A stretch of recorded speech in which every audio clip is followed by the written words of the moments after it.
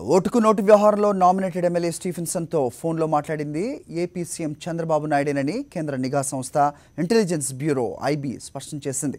Chandrababu ఆరోపిస్తున్నట్లుగా phone tapping జరగలేదని, tapping జరిగి ఉంటే అవకాశం ఏమాత్రం లేదని నిర్ధారించింది.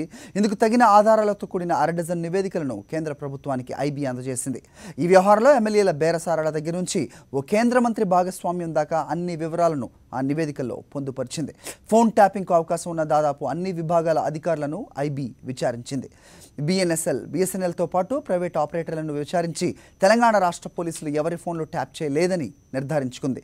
దీంతో తమ ఫోన్లు ట్యాప్ చేశారంటూ చంద్రబాబు, ఏపీ మంత్రులు, టీడీపీ నేతలు చేసిన ఆరోపణలన్నీ పూర్తిగా అవాస్తవాలని తేలిపోయింది. జూబ్లీహిల్స్లోని తన నివాసం నుంచే చంద్రబాబు నామినేటెడ్ ఎమ్మెల్యే స్టీఫెన్సన్తో ఫోన్లో మాట్లాడారని సెల్ టవర్ లొకేషన్ వివరాలతో సహా నివేదికలో ఐబీ స్పష్టం చేసింది. ఎమ్మెల్యేలతో పెద్ద ఎత్తున బేరసారాలు జరిగాయని నివేదించింది. ఈ బేరసారాలకు ఎవరు పాల్పడ్డారు, వారు ఏ హోదాలో ఉన్నారనే వివరాలను రేవంత్ అరెస్ట్ అయిన 2 రోజులకే కేంద్రానికి అందజేసిన నివేదికలో తెలియజేసింది. కేంద్ర మంత్రి ఒకరు ఈ వ్యవహారాన్ని దగ్గరుండి పర్యవేక్షించారని, కొందరు ఎమ్మెల్యేలతో నేరుగా మాట్లాడారని అందులో వివరించింది.